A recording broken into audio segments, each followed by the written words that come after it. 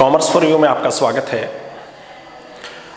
Last class में हमने एक टॉपिक कवर किया था, इंटरेस्ट ऑन ड्राइंग्स, यानी कि पार्टनर्स अपने पर्सनल एक्सपेंसेस के लिए जो अमाउंट फर्म से विड्रॉ करते हैं और अगर पार्टनरशिप डीड में उस अमाउंट पे यानी कि ड्राइंग्स पे इंटरेस्ट चार्ज करने के बारे में प्रोविज़न बना रखा है तो हमें उन पे इंटरेस्ट कैलकुलेट करना होता है।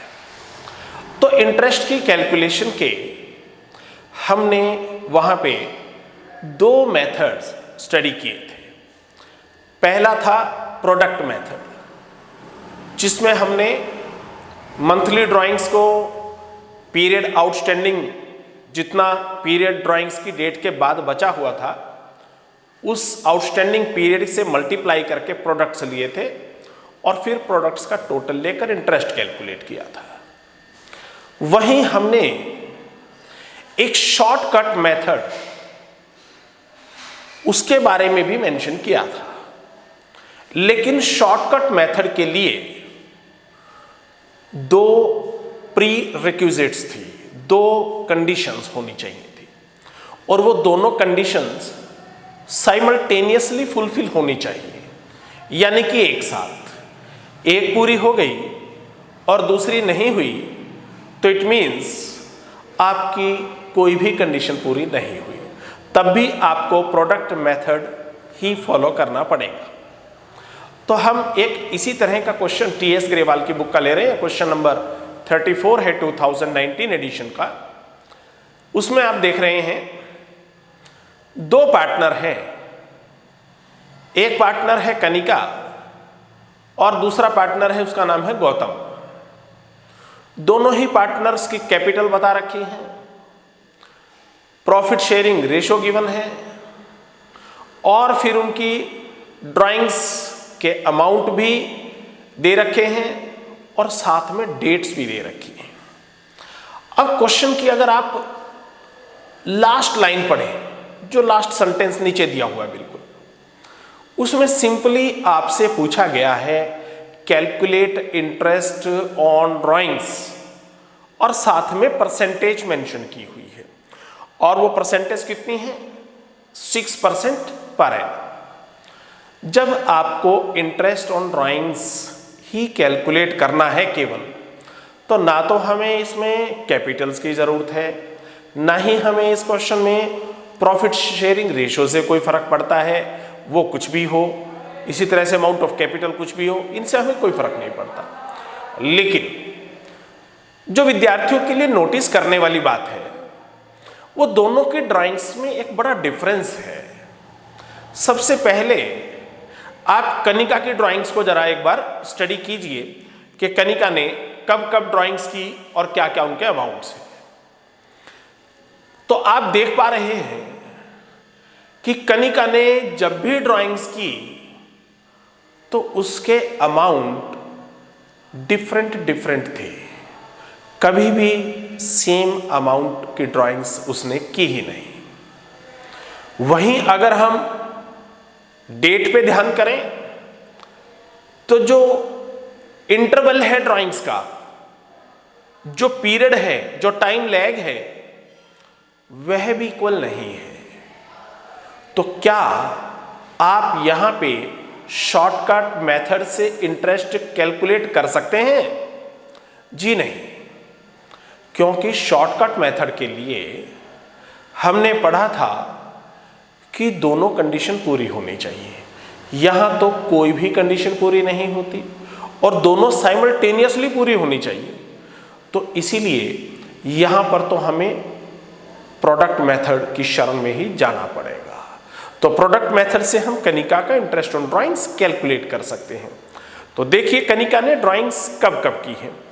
पहली ड्राइंग्स कनिका ने जो की है वो कब की है, 1 अप्रैल को, और अमाउंट ऑफ ड्राइंग्स भी गिवन है 10,000 रुपीज।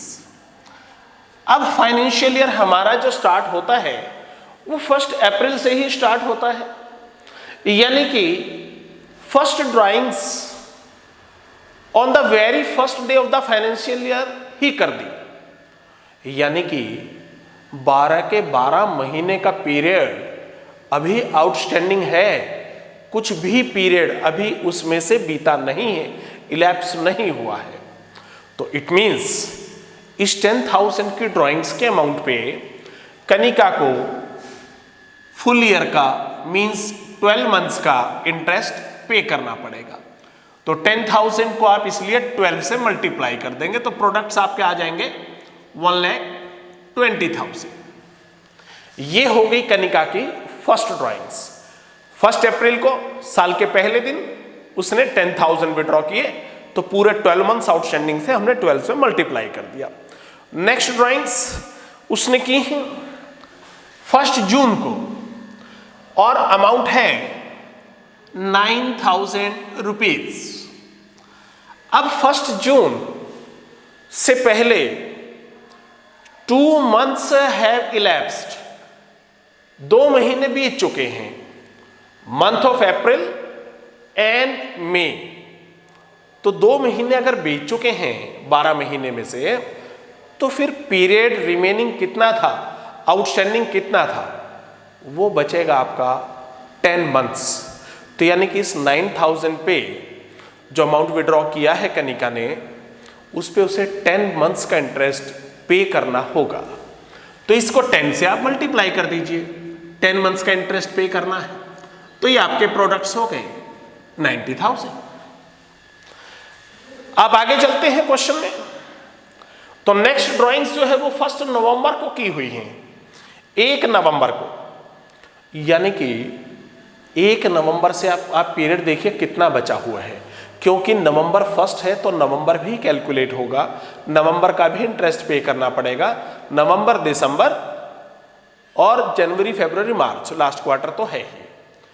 तो टोटल 5 मंथ्स का पीरियड आउटस्टैंडिंग है। लेकिन जरा अमाउंट ऑफ ड्राइंग्स भी चेक कर लें आप। अमाउंट ऑफ ड्राइंग्स गिवन है 14,000 रुपीज। 14,000 पे 5 मंथ्स का इंटरेस्ट पे करना पड़ेगा, तो ये आपके प्रोडक्ट्स हो जाएंगे 14,000 इंटू 5, 70,000। लास्ट ड्राइंग्स 5,000 रुपीज की है कनिका ने, और उसकी डेट है 1 दिसंबर।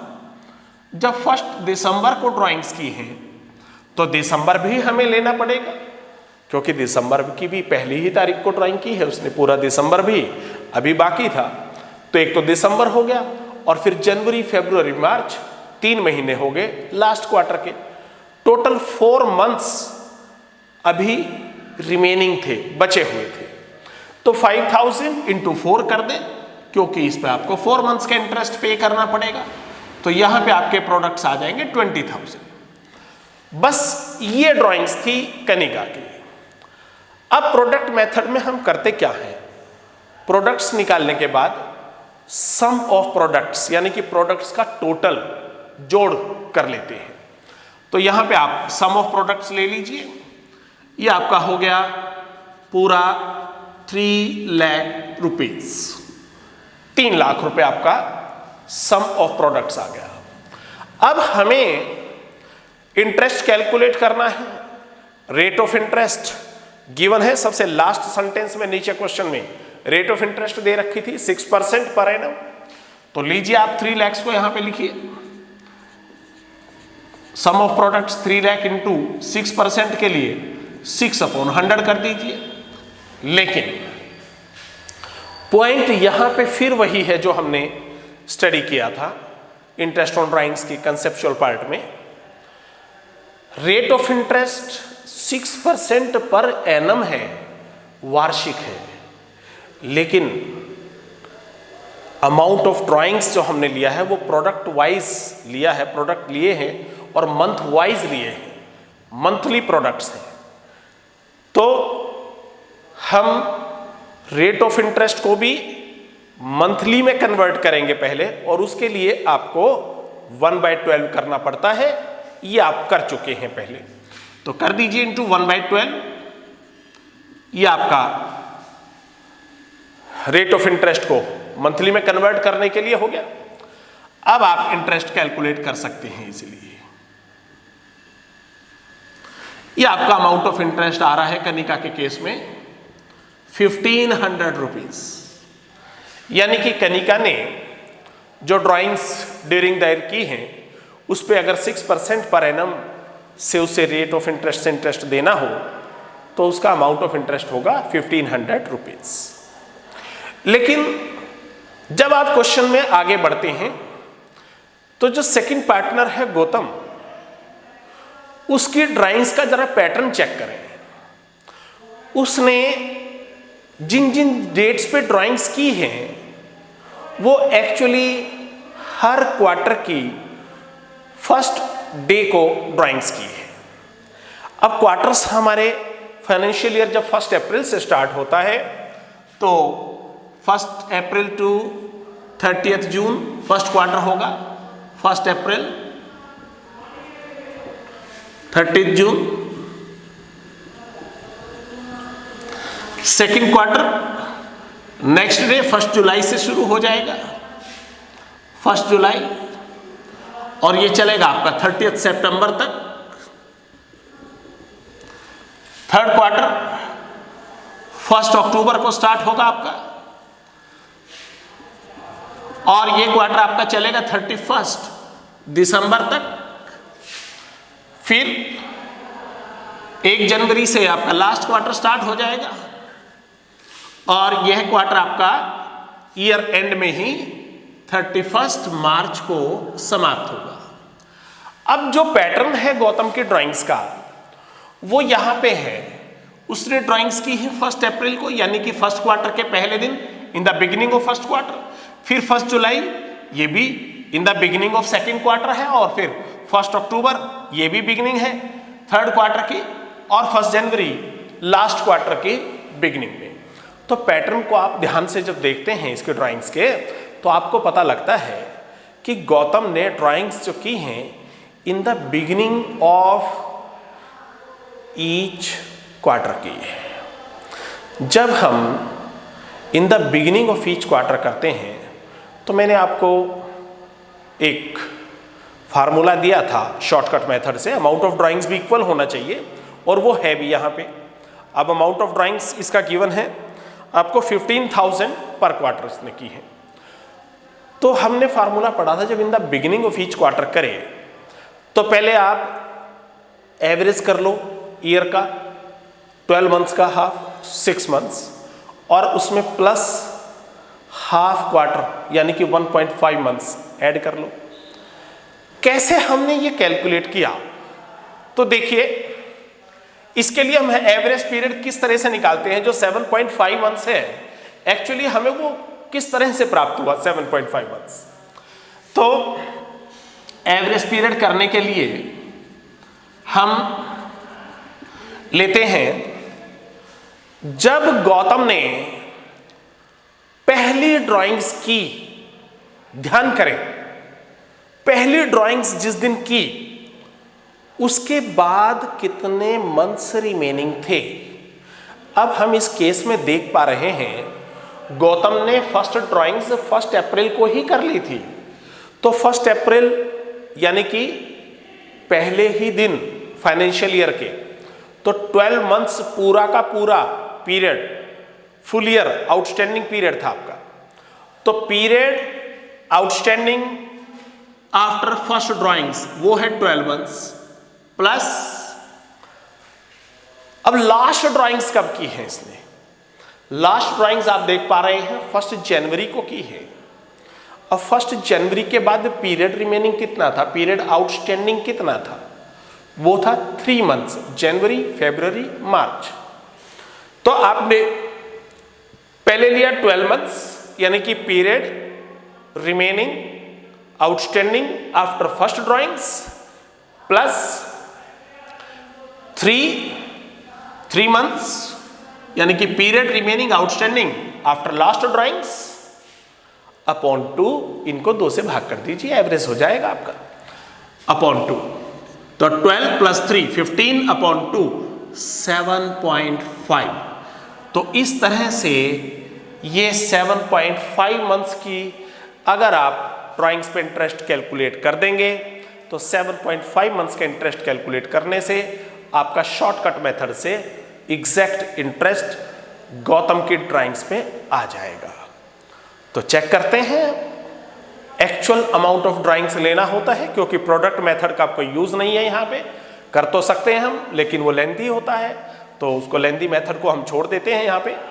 तो गौतम की ड्राइंग्स पे इंटरेस्ट आप कैसे कैलकुलेट करेंगे?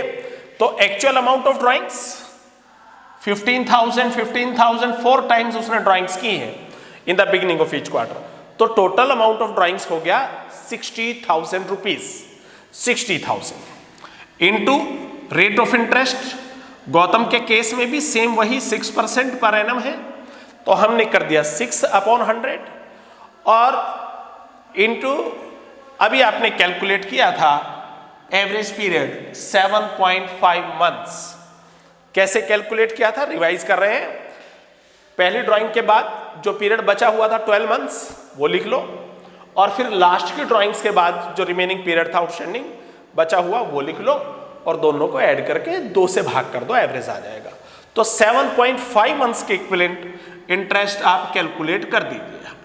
तो 7.5/12 इस तरह से आप इंटरेस्ट कैलकुलेट कर सकते हैं। अब ये आपका इंटरेस्ट हो जाएगा, ये अमाउंट आ गया आपका 2,250 रुपीज। तो यहां पे नोटिस करने वाली बात जो थी वो दोनों की ड्राइंग्स में डेट्स के डिफरेंस थे। कनिका की जो ड्राइंग्स थी अमाउंट भी अलग अलग थे और जो इंटरवल था, टाइम गैप था ड्राइंग्स के बीच में वो भी अलग अलग था, तो वहां पे हमारे पास शॉर्टकट मेथड के लिए कोई स्कोप था ही नहीं। लेकिन गौतम के केस में ड्राइंग्स का अमाउंट भी इक्वल था और जो पीरियड था, जो इंटरवल था वो भी in the beginning of each quarter की, तो वो 3 मंथ्स का इंटरवल आपका लगातार बनता चला गया। तो वहां पे आप शॉर्टकट मेथड इजीली अप्लाई कर सकते थे। तो ये क्वेश्चन हमने लिया भी इसीलिए था क्योंकि यहाँ पे हमारी दोनों ही मेथड्स की एक रिवीजन हो रही थी। अब क्वेश्चन में लास्ट में जहाँ पे गौतम की ड्राइंग्स थी 15,000 पर क्वार्टर, उसके साथ में एक और अमाउंट भी दे रखा है। आप कहेंगे क्वेश्चन में सर इसका हमें क्या करना है? 20,000 पर मंथ रेंट पे किया है पार्टनरशिप की बिल्डिंग के लिए। पार्टनरशिप फर्म जिस बिल्डिंग में अपना बिजनेस रन करती है उसके लिए इंटरेस्ट पे किया है। तो पार्टनरशिप फर्म जिसमें बिजनेस कर रही है उस बिल्डिंग का रेंट पर्सनल एक्सपेंस नहीं है किसी पार्टनर के लिए, तो that can not be considered as drawings. So there is no need to take that amount in consideration. तो उस राशि को आपको ध्यान में रखने की कोई जरूरत नहीं है, उसका हमें इस क्वेश्चन में कुछ नहीं करना था। तो कुछ इररिलेवेंट बातें थी जो इस क्वेश्चन में इंटरेस्ट ऑन ड्राइंग्स पे कोई प्रभाव नहीं डाल रही थी। वह एक तो अमाउंट ऑफ कैपिटल्स थे, सेकंड प्रॉफिट शेयरिंग रेशियो थी, थर्ड ये पार्टनरशिप फर्म का जो रेंट था पर मंथ जो पे कर रहे थे 20,000, उसकी कोई रेलेवेंस यहाँ पे नहीं थी। आपको सिर्फ ड्राइंग्स के अमाउंट्स और उनकी डेट्स और परसेंटेज, ये 3 बातें आपके लिए महत्वपूर्ण थी। तो आशा करता हूँ कि आपको ये कंसेप्ट समझ में आई होगी बहुत अच्छी तरह से। तो इसलिए इसके कुछ न्यूमेरिकल क्वेश्चंस आप सॉल्व करते रहें, देखते रहें। बाकी प्रैक्टिस के लिए लाइव क्लासेस में हम और भी कुछ न्यूमेरिकल्स लेंगे। Thank you for watching this video. Stay connected, subscribe भी करते रहिए।